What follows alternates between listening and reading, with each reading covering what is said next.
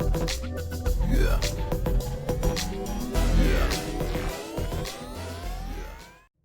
Hello everybody, Sabat the Mighty here, and I'm back with another Eve Echoes video. So today we're actually going to be jumping into a new series here that we're going to be doing, and it's going to be the Versus series. The Versus series, we're going to take a look at two different ships. We're going to try to fit them out as similarly as possible. And with that, we're going to take a look and see who pulls it off better, what are the pros and cons. Some of them might end up being quite equal, some of them may excel in different areas, and others do using the same fit.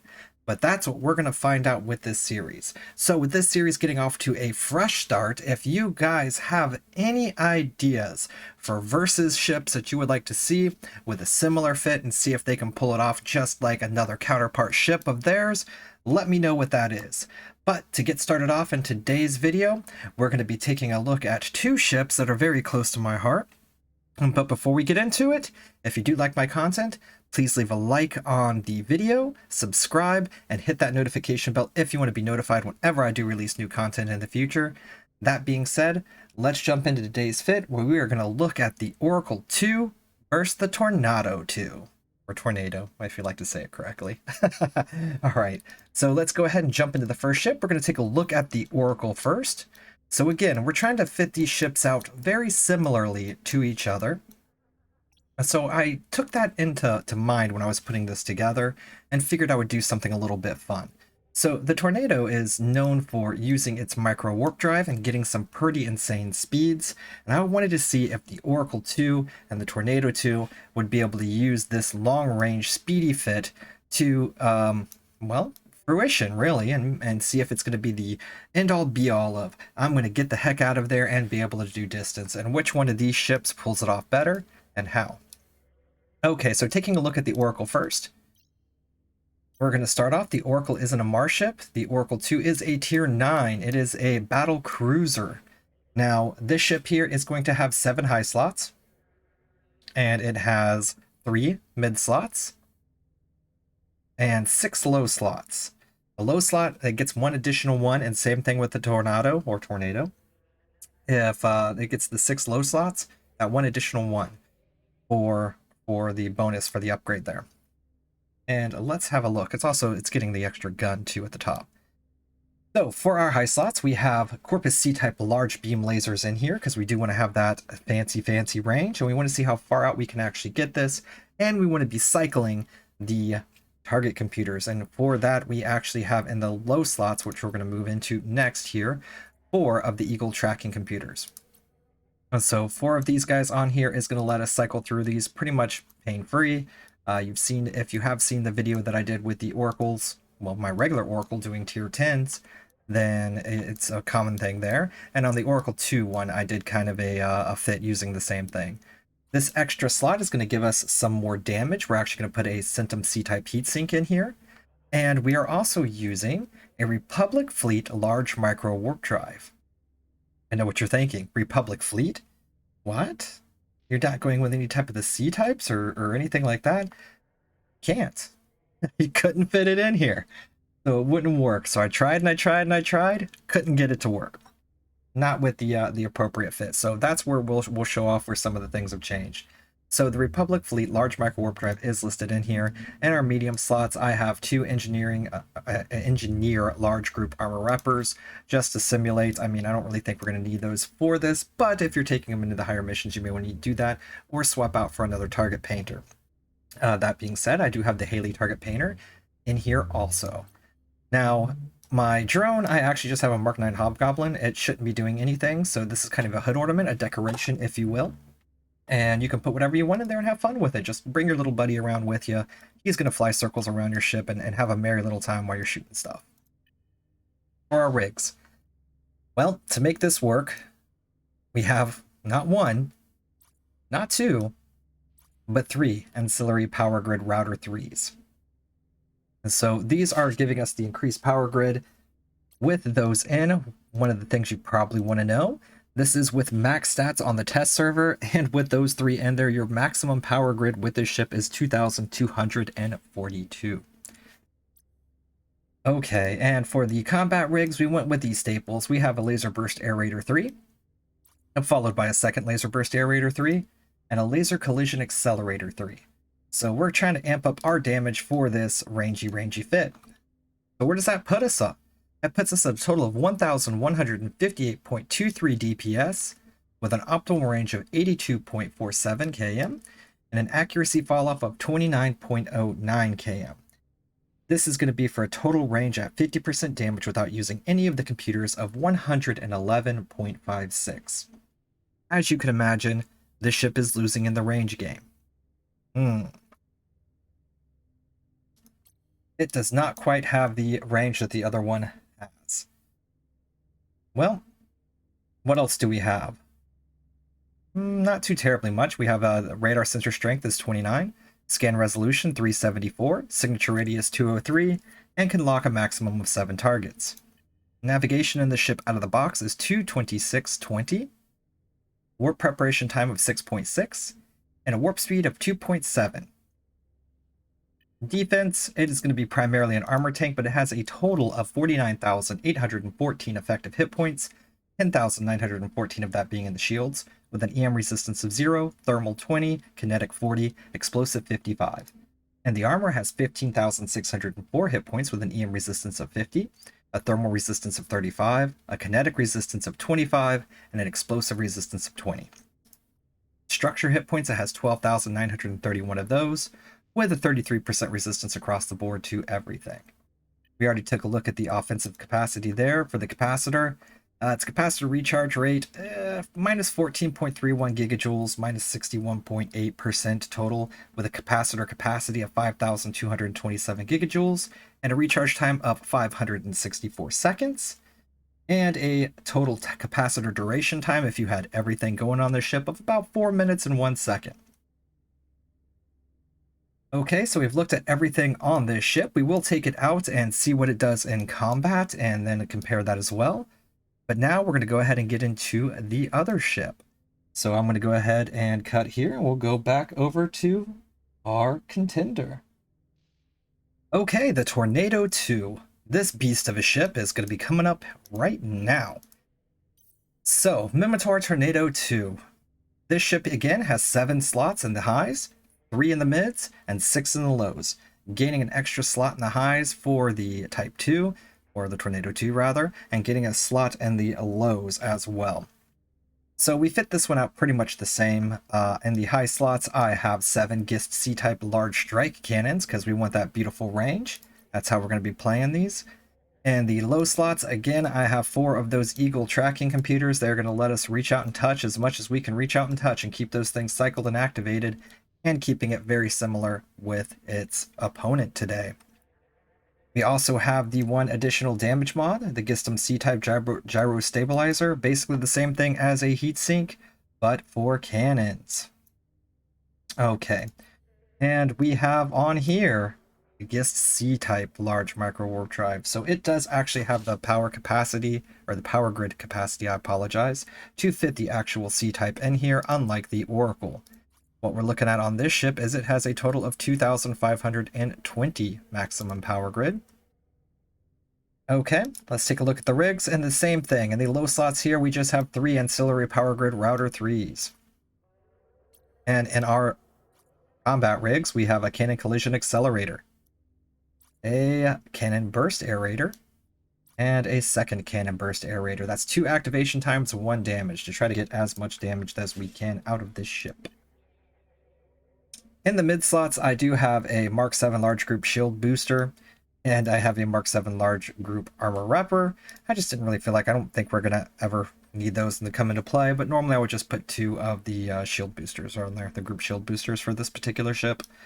We also have 1 Haley target painter.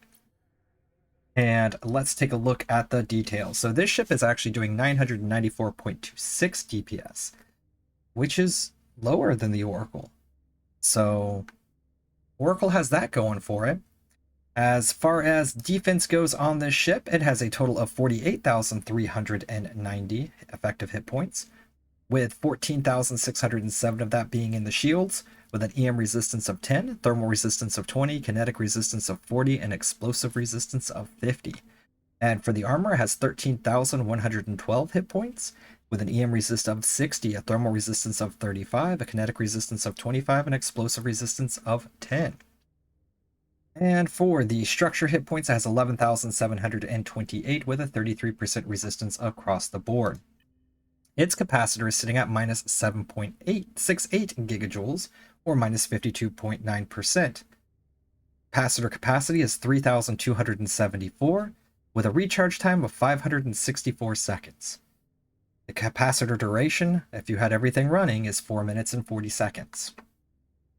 For targeting, radar sensor strength is 28 points with a scan resolution of 390, signature radius of 176, and it can lock a maximum of 7 targets.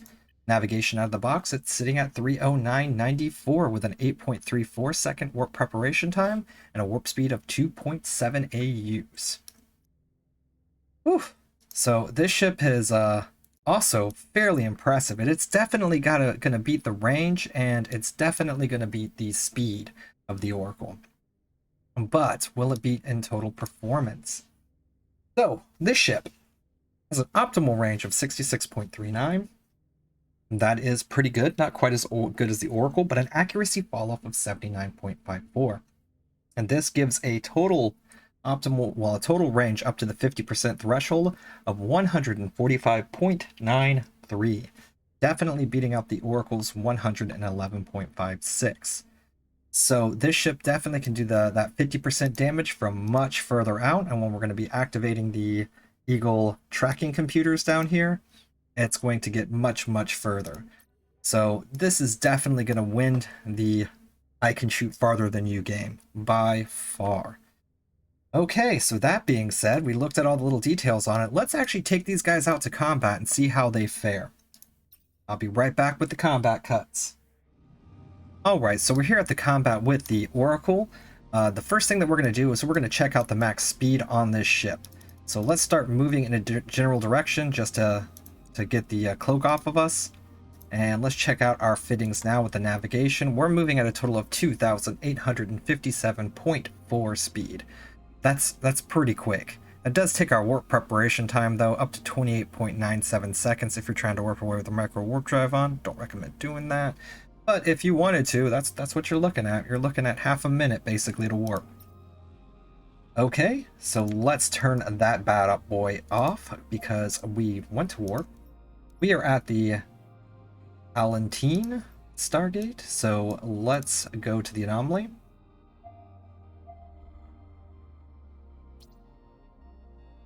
Alright, we're going to warp in. We're just going to warp in at 100, and we're going to make sure that we have our Stargate in view so we can turn around and head away from that. Our whole plan is we want to take a look at this ship in action and see exactly what it's going to do,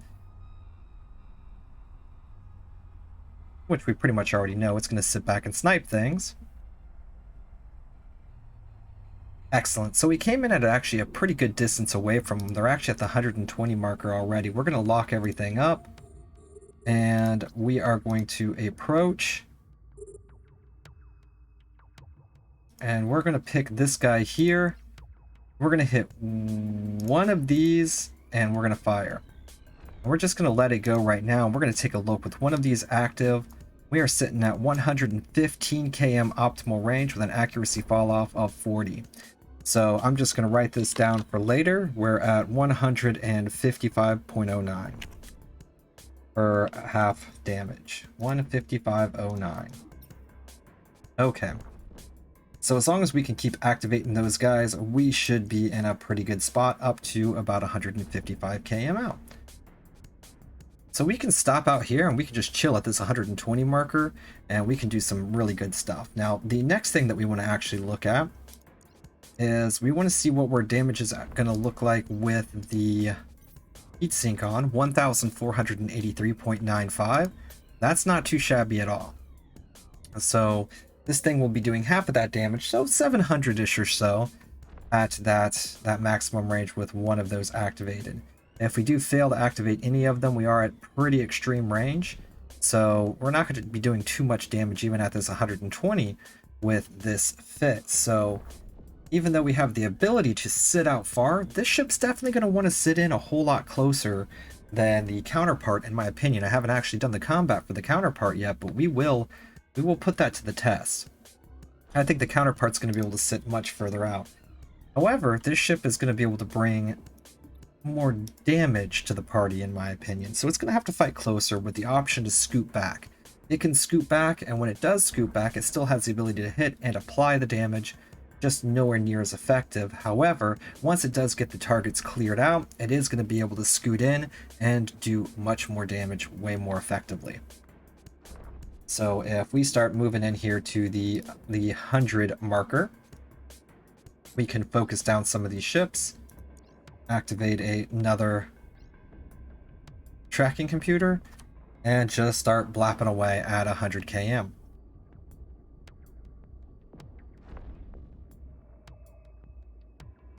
So both of these fits are built mainly for the extreme builds of doing like T10s and whatnot, so these news missions aren't really going to give it much of a challenge at all. I don't expect anything is going to do much of anything to us as far as damage is concerned, but we can sit here and activate all our different things. We can also take a look at our capacitors. The capacitor is going to be the one thing that I kind of want to focus on these. Normally whenever I run my oracles, I'm running with capacitor control circuits. The capacitor control circuits do make up for a lot of the regenerations that we're going to be seeing. And the regeneration really does help keep this thing stable. Now, as you notice, we really haven't used the micro warp drive at all as of yet, and I don't really think that we're really going to need to. That's mainly for a thing is whenever you're running and whatnot. But we are going to turn it on and try to get some distance away at some point, just to see some of the extreme ranges and what can actually happen with that. So if we do turn this on here now, we're going to try to get far away. Activate ships, and we're going to kind of see what it does to our capacitor too, to see if it's going to be effective doing some firing and running maneuvers. Okay, so we're hitting way out here. Activating that, we're down to 42% already. We don't want to see that drop too terribly much further, but we are doing some crazy speeds. We're already out to 140, 150. That's that extreme range. And I did not activate my tracking computer in time, so that first shot was actually a miss. So out here to 170, we're able to hit, but even with one tracking computer, we're not doing too much. So let's go ahead and turn back around. 192.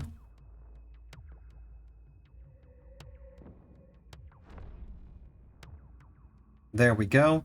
It's a little slow to respond there, but we are getting spun back around.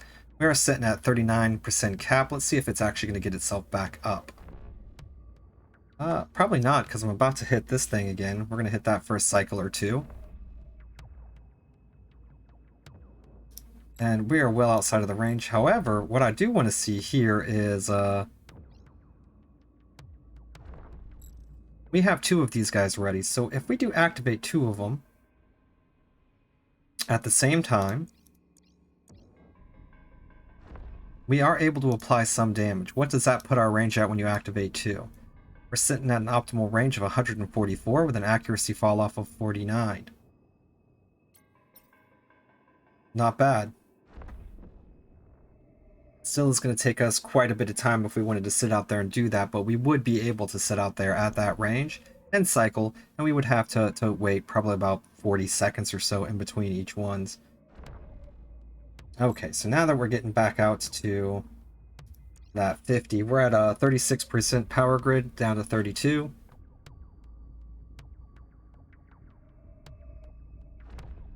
So that micro warp drive really can eat up that power.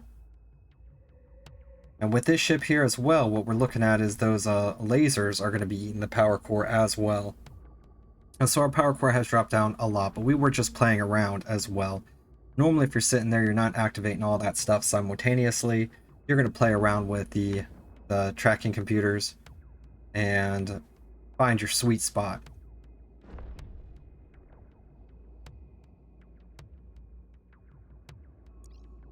And we are back down to 34. Shooting this Hyperion. Ultimately, do I think this fit is better for an Oracle? Absolutely not.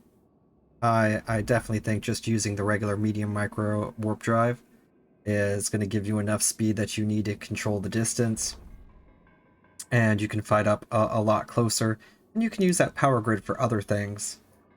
Also, you can use those rig slots for stuff that's going to be a bit better too, in my opinion. I really do think, without actually playing it as of yet, that the Typhoon... Hold on a second. Tornado. I always mix those two up. The Tornado is going to pull this off 10 times better than the Oracle does. It's kind of what it's meant to do. It's meant to zip around, apply damage, apply big barrages of damage, where the Oracle is going to kind of sit there, stay on target, and blast, blast, blast. In both ways, though, I definitely think it can be very fun to play these ships in this manner.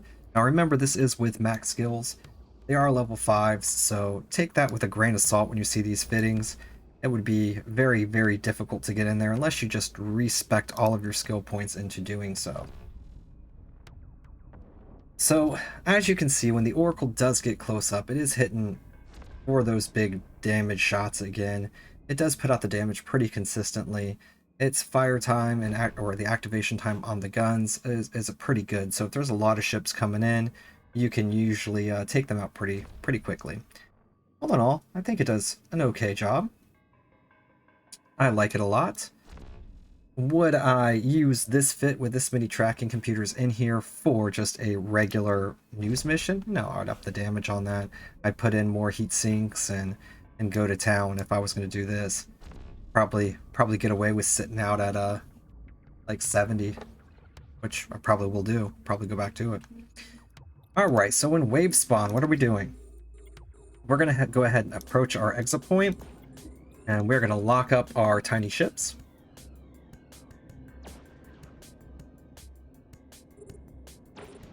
Okay, it looks like we're actually in an okay spot here, and I really don't think they're going to be able to do much of anything to us, so we're just going to go and zap them. 4,769 on that first hit. And deado on the second.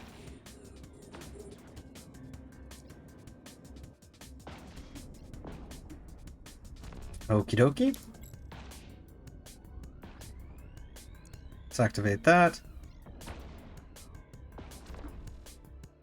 Yeah, because I had to retarget, it didn't actually get the last bit of that. I don't think it's going to get this one either. Bad activations on my part. Alright, that last one actually got it. Let's lock up our bigger ships now. By the time we're done killing this thing, those guys should be locked up. Not bad.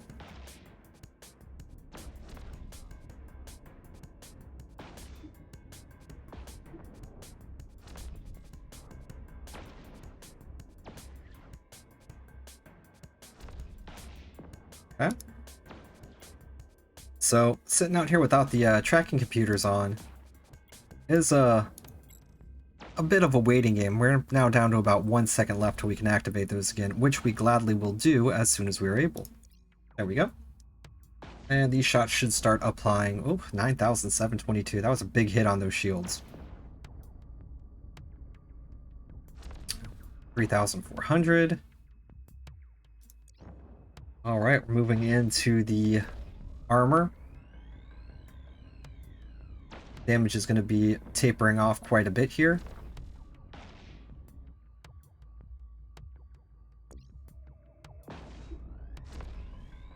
And we're still sitting at that 38, 37% power grid. We're in the 30s. Let's go ahead and approach. And actually move. Yep.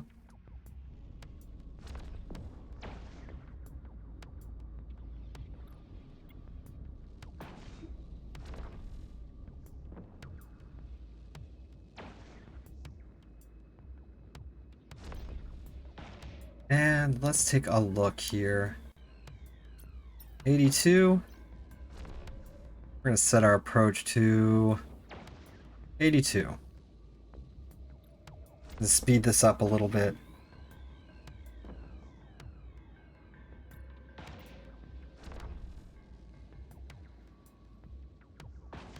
Okay.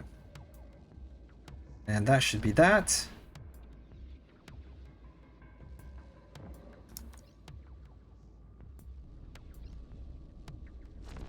It's a nice big hit there. Let's activate our damage. We actually got less on that hit.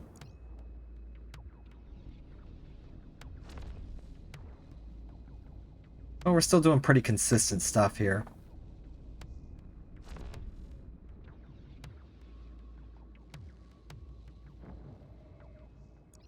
Okay, moving into the armor. So with the lasers, moving into the armor means that it's basically going to be doing a whole lot less damage. That's where all the resistances are going to be. So here we basically have to just cycle and see what happens. Now we are moving, we are under that 100 km threshold now. So as we get closer and closer, we can just stop using all the tracking computers. And we can actually stop using that as well. We can monitor our energy here a little bit better. We're sitting at 33, 34%. Every time those lasers fire, it's going to be going down again. So, is this going to be effective for the Oracle? I think the Oracle can get away fast enough with the medium micro warp drive. And it doesn't need to do anything there. Okay, so now we're sitting in optimal range. Shouldn't have to activate anything, just fire, fire, fire. And we're good to go.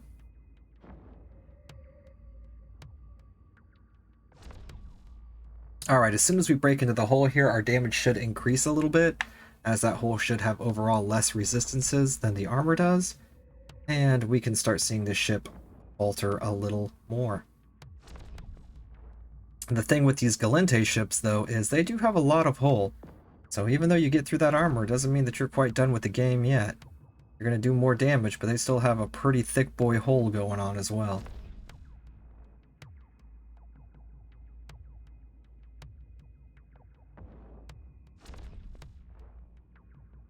Alright, so we managed to build back up to 42%. One of the reasons why I want to do this is when the last wave spawns, we may have to use our micro warp drive to put a little bit of distance between us and them. Especially if we want to stay out of range of all those tiny frigates. However, with the maximum speed that we can get here, I think that that shouldn't be an issue at all. Okay. So this is our last wave. We are going to go ahead and lock up these tiny guys. Excellent. And let's just start firing.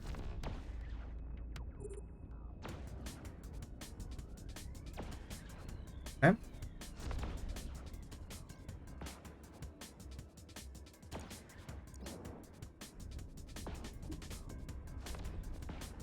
Not bad. And we're not even going to need to activate the micro warp drive, I believe. I believe everything is going to be just fine. Alright, let's start locking up the big boys.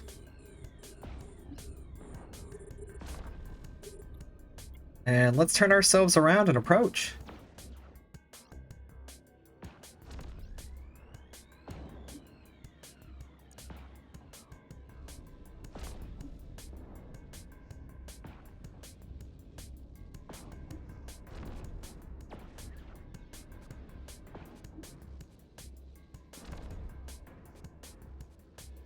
Okay. So that was some pretty good damage. We're going to continue approaching here. Let's go ahead and activate the micro warp drive. We'll try to get more in range. We're going to use this guy just to approach quicker than normal.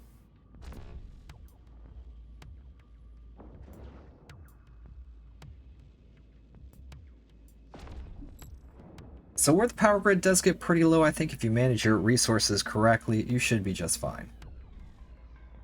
Alright, so we're getting rather close here. Our approach is let us drift into attack range of the Hyperion.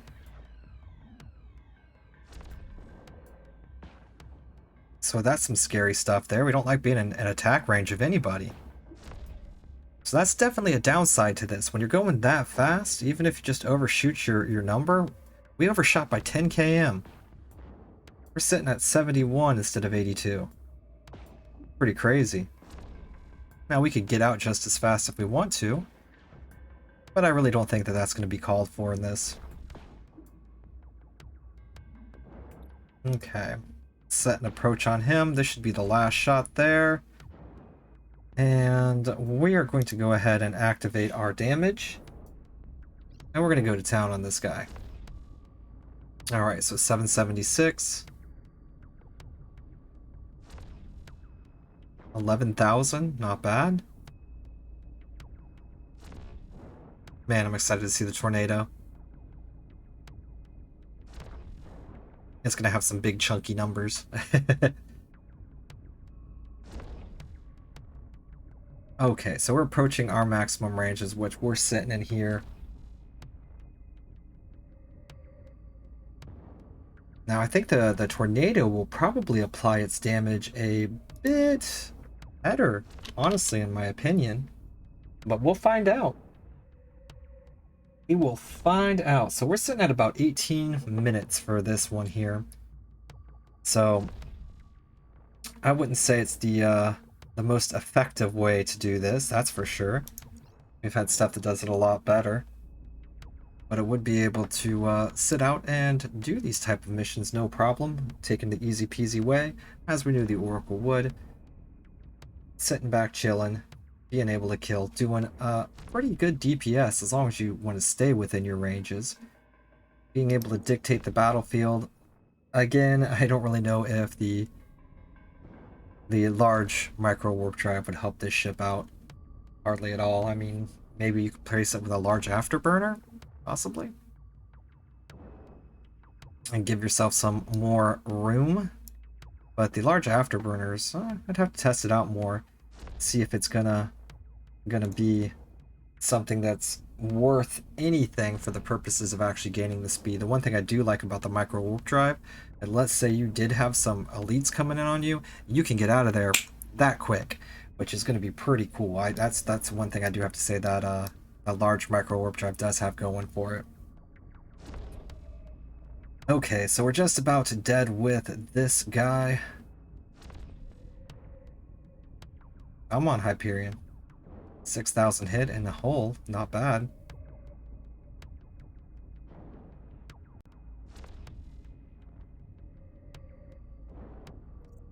And there you have it. So Oracle did this, took probably about 20 minutes, so we're going to go ahead and cut over to the tornado and see how it does. All right. Okay, I am back with the tornado and we are about to start the combat here, but let's go ahead and check out its top speed first. Let's get moving and turn that on.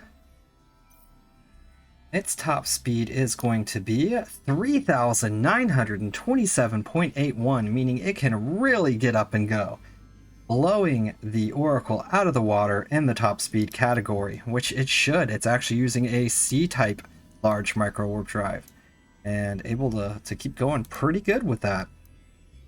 Okay, so first things first, let's go ahead and set our approach to 100. And actually, let's not do that. We want to take a look at our fittings real quick, and optimal range is 66.39. If we do have to dip in, we will set it to 66. Let's warp in and see what we can do. Alright, so we're at the Skullzer gate.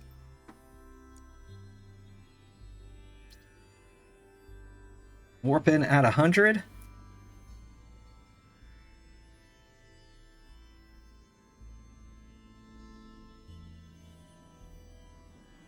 So far this ship is actually winning in the range category, and it's winning in the speed category by a lot.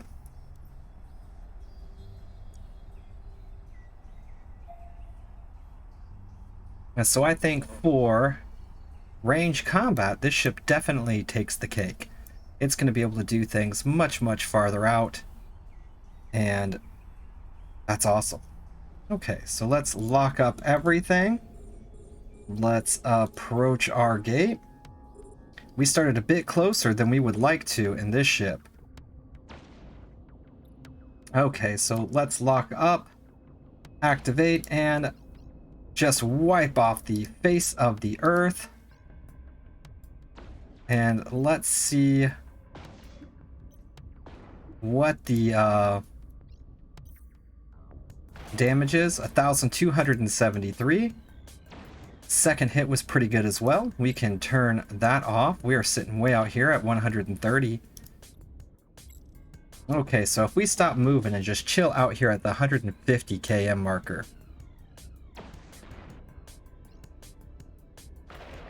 1,600 at this range without even activating one of the computers. That's pretty impressive. If we activate one of these, we're doing a 5,000 point shots, and our range is sitting at optimal of 92, accuracy fall off of another 110, making it up to 50% damage at 200.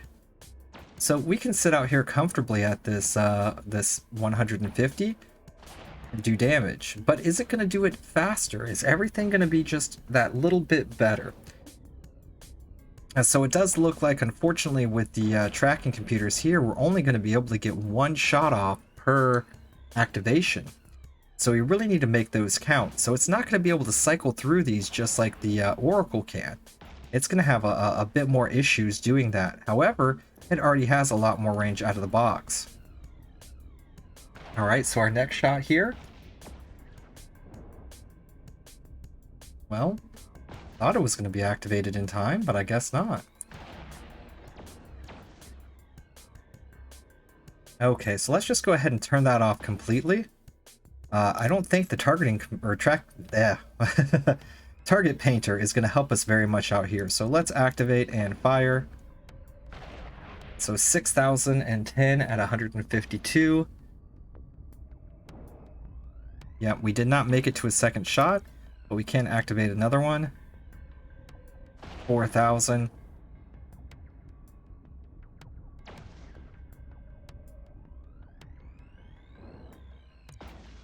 Activate a third one. We're starting to hit into the armor now, where this one should do much better in the armor. We've got 13 seconds, 12 seconds on that last one there. If we actually stop our activation, we're going to wait on that just that little bit.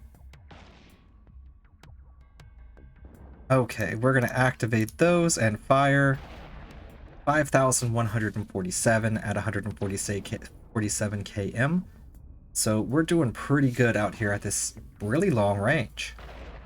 4,000, that's without one of the computers activated. So let's go ahead and approach a little bit.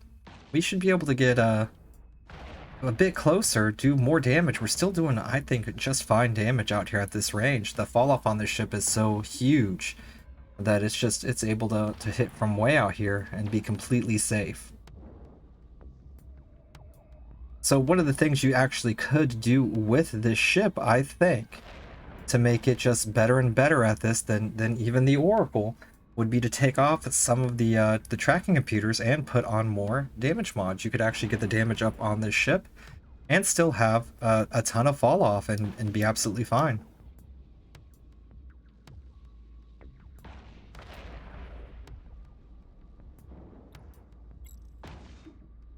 Alright, so the Oracle does more damage on paper, but sitting out at those extreme ranges, I really think that this ship is going to win this battle. I think it is going to kill faster than the Oracle did.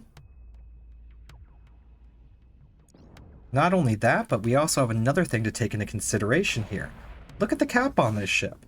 It's sitting at 84%. Yeah, I know we haven't been running the micro warp drive, but because it's not using lasers, it's definitely going to be able to take a much better use of the cap for using that impressive speed that it has to be able to move around and get away whenever it needs to. So I think it clearly wins in that aspect as well. It can basically spend all of its energy activating nothing but the damage mods and the tracking computers if you choose to have those.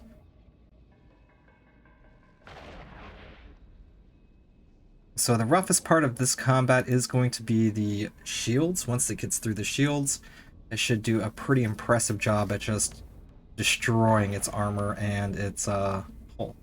Well, I think everything works just as equally on hull. Okay.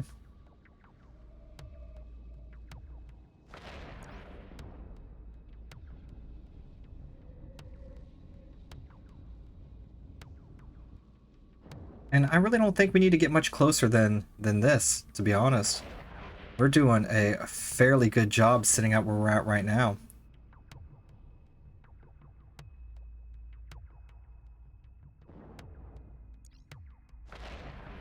So it did take the Oracle about 20 minutes to complete this mission, so I'm assuming that this one is going to be a similar time, a little bit shorter or a little bit longer. I'm hoping that if it's right there around the same marker, that means that this ship here, I would definitely give it the win. I'm already gonna pretty much call it for the win, because even if you're doing the tier 10s and stuff in this, you're gonna be able to hit much farther out, especially with the ships actually jumping back to start now. You could bounce back and forth and hit at such extreme ranges. It should do everything very, very, very safely and well, if that's what you're looking for, is staying as far away as humanly possible. About 6,751 into the hole.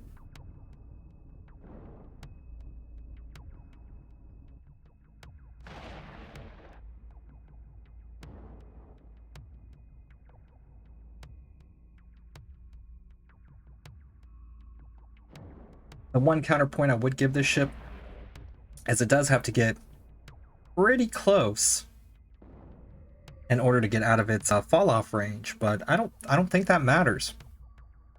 I think it's able to sit back and do the damage so effectively at these ranges that that's not going to be a big issue. All right, let's turn around here. Let's start moving away again. And let's lock up our smaller targets. Now, this ship is going to definitely have a longer lock time. And look at that, I was able to blast that small frigate out there without having any damage or anything else activated. No target painters, no nothing. This guy is jumping in. We're going to focus fire him next. And look at that. We almost one-shot him without having any of the damage or whatnot going on. So that's pretty impressive. Okay, so we can actually stop here. And it looks like we're just in a great spot. And that guy has just been removed from the game. Let's move in closer again, because we do have that capability to do so. Alright, we had a little bit of a weaker hit there, but we are sitting off into fall off as well.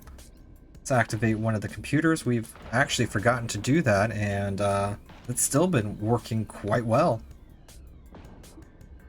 Even though it only gets one shot off with these. So one of the things we can look at, we did do that on the Oracle as well. We'll have one activated and two. With two of these guys activated, we have a optimal range of 116 with a fall off of 136. That's 252 to 50% with just two activated. Now, mind you, that would only be for one shot because they do have such a long fire time on the weapons. But I can see why these things are used in PvP so much. If you can get a whole bunch of them together, they can apply some major alpha damage. And that would be pretty impressive. So just have a fleet of these sitting back, all of them activate, and then pop, something goes away. And at those kind of ranges, it doesn't really matter how fast they're going. It's not going to be much transverse velocity if you're 200 km away. Alright, activate more damage. And that should be within range, 6,173. We're going through wave 2 pretty nicely. Let's approach.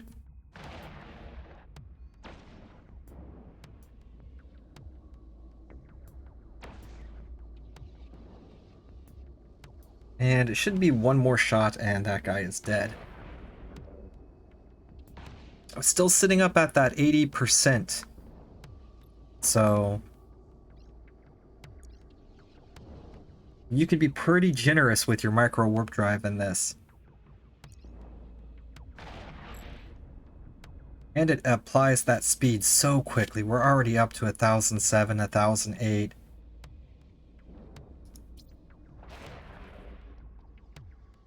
We're heading back down.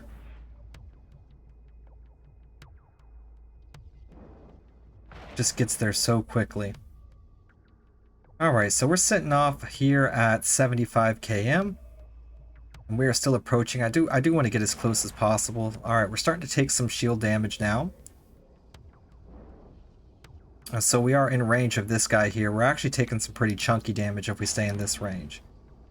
So let's turn ourselves back around, because we don't want to take that pretty chunky damage. I just wanted to see if it did have the ability to get into its straight up optimal and hang out there for a little bit. It doesn't need to, but if you do have the ability to, why not? So getting pretty close is okay. And again, the closer we do get to that the 62 or 66 or whatever it was, I can't remember off the top of my head. So let's find out. 66, yeah. So the closer you get to that 66, the more of its damage it's going to apply, but it has such a huge fall off as long as you even just get close. Sitting out here at 75, we're doing really good damage to this ship.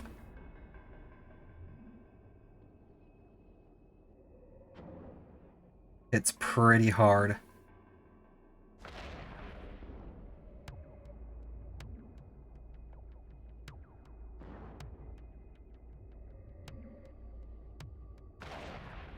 Yeah, we're getting out to 81 now. And everything's fine. I mean, even without running the micro warp drive, this thing's still doing 309. It's pretty good for maintaining some speed. So, obviously, it's definitely not the fastest. You're not speed tanking anything at 309, but when you can get up to 3,000 lickety split, that's really good. You can just have a drifting speed of 309. Still sitting at 86% capacitor.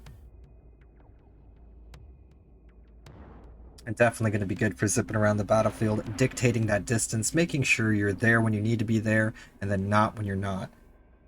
Is it going to be any faster, though, than the Oracle? At this point, I'm saying yes. I think it is. But we'll find out. We'll find out here in a minute.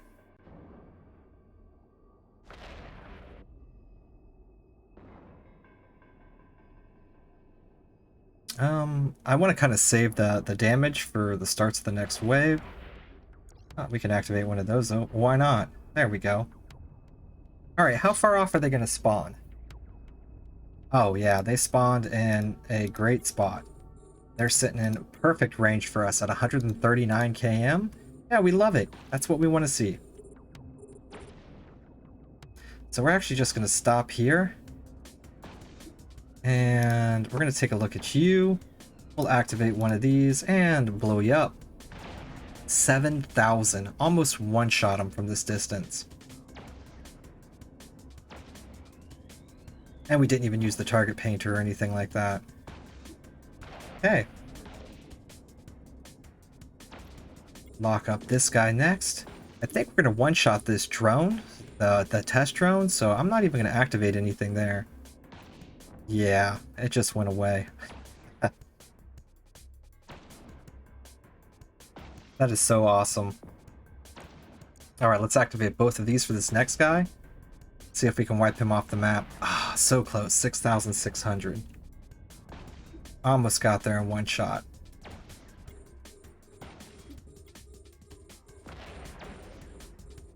Alright, we can lock up some of the bigger ships now. And goodbye, drone. It just mows through all the smaller ships so quickly. It still has a little beast of a time taking out some of the bigger ships, but that's okay. I mean, it's doing it from an extremely safe position.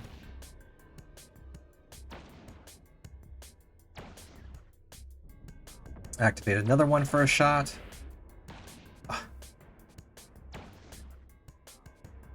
In my opinion, though, I wish cannon sounded a bit better. I want them to sound beefier. Maybe I just need to play with my audio settings a little bit, but I really wish they gave a better blast sound. And they got a little bit of a 1 there. I can't complain too terribly much, but I just want to have that reverb when that cannon blast fires.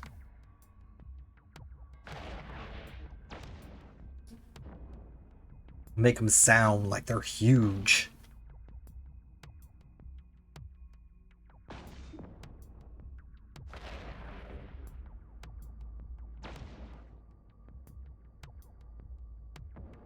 Okay, so we're out here at 120. Let's fire off another shot. 7,300. Woo!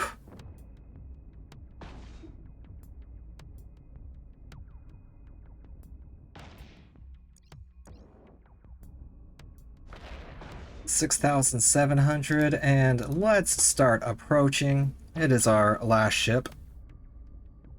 So let's get a little bit further in. Our computers are about to be running out here, and we want to try to finish this off as fast as possible. 5,400. Very consistent damage, I have to say.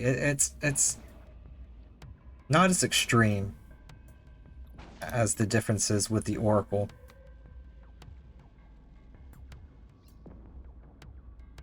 Okay, we can shut that off because we're going to be approaching quite rapidly. And we can actually stop. Let's see how fast this thing is going to about face. Not fast at all. When you got that much speed built up behind you, you ain't turning very quickly. We're sitting at 56 though. And that guy is not shooting us. So we could actually set our approach on him, which will push us away because we are set at 66 km. And we can just sit here and fire at our leisure. And we are in optimal range now. So there's not really much more that we can do to make this damage any higher other than activate our damage mod whenever it does come up, which we absolutely will. So whenever they do have the short range weapons on them, playing around with your range, experimenting around, doing that, that's always good. Try to maximize your effectiveness with these long range builds by moving in whenever you can. I activated that probably a lot too early.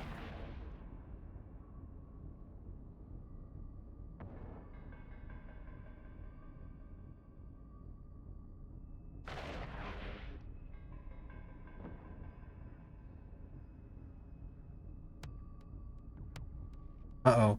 It's doing the flip. Okay. I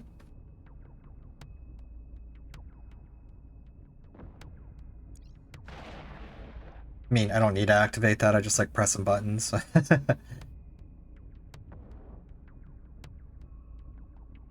So we're sitting out here. We're about to breach into the hole. 6,006. What was that? 6,700? That's pretty decent. 8,700? Yeah, it's gonna make short work of this hole now that we're in here.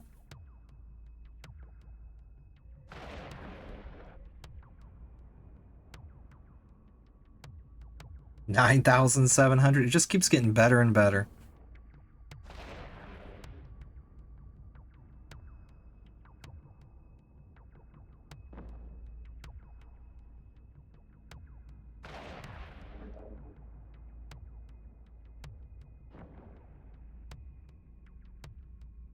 Where's my kaboom? There we go. And that's that.